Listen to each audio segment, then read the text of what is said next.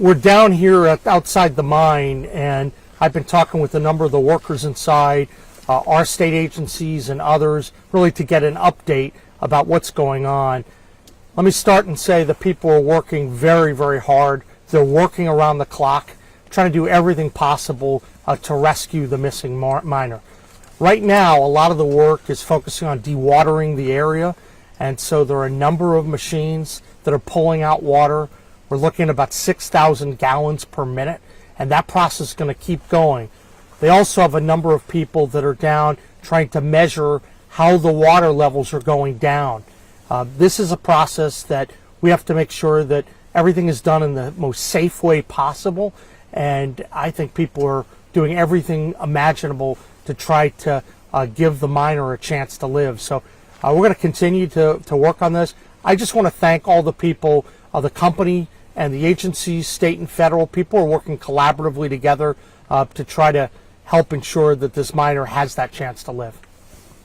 Governor, how much does it mean to you that the community here is rallying together to, put together food for the workers here that are working nonstop day and night since Saturday? How much does that mean to have that West Virginia love and respect for each other? Look, I think that miners are part of the family. They've contributed so much to West Virginia, and so I know that the community's hearts go out to everyone that's affected, but this is part of the fabric of our state, and when times are tough, people step up and they deliver. I think that's what's happening here.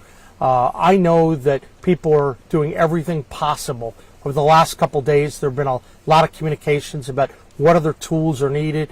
New machinery comes in, efforts to drill a hole. There's so many things that are going on, but at its core, we know that all the people in West Virginia are standing behind this community because it's a pretty tough situation. But I will tell you, I'm encouraged by all of the work that's being done. There's no quit in anyone here, and that's what you want to see.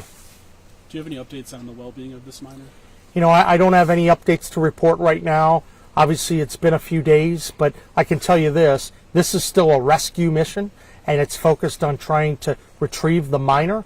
And obviously, as the water goes down, that's going to further enable additional mine safety efforts to try to identify the individual. So right now, the big effort is trying to clear out the water. That's a big part of it. It's a little preliminary to know at what level the water is going to be at so we can send more people down. But I want to say that the efforts on the part of everyone, people have been working around the clock trying to do whatever they can to help find this miner. You may not know the information for sure, but we saw, all the news agencies here saw like an ambulance and 3 unmarked cars drive up the mine. Do you know of any information of why that happened at all? I don't. So I know that I went up and I just had a briefing from our mine safety director and from a number of other people up there to just get the first-hand look on it, because this is so important for our state. We take mine safety very seriously, and we have to look out for our coal miners. And I know all of West Virginians are praying tonight.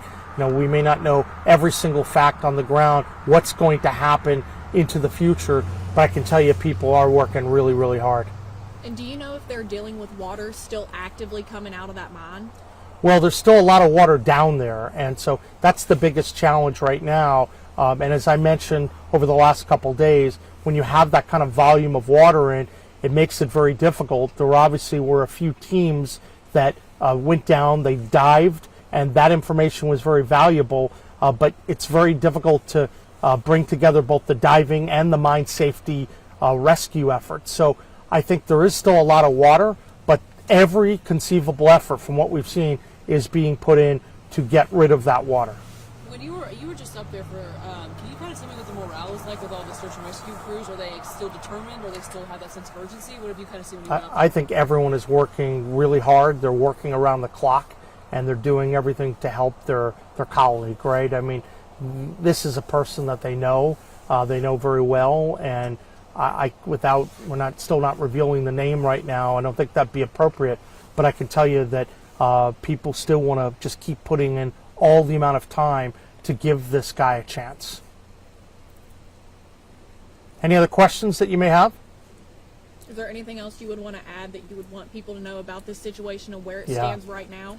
Absolutely. I would say this, that we're seeing people in West Virginia come together to rally around the miner.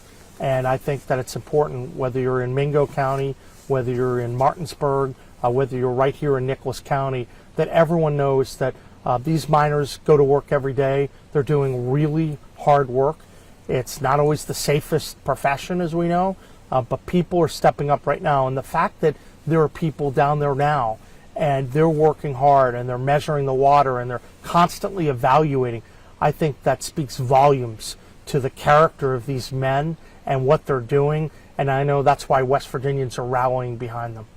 Do we know how many crews are up there? Could we have like an approximate number of like 100, 200, or how many? No, I mean, I think that they have a lot of people that are working on it. I can't give you an exact number right now, but I think given the spacing and what they have, they've said that they have the right numbers to be able to continue to measure. And obviously there are a lot of machines pulling the water out. So I want to commend everyone involved in this. The communications have been great. And to be clear, we've tried to be in a position where, we're just doing anything we can on a communications level and to help out. But these guys on the ground, the miners, the people at the company, the coordination with the state and the federal agencies, from everything I'm hearing, has been very positive. And so I want to emphasize that. All right. Thanks very much. Appreciate it. Thank you. All right. Just in time.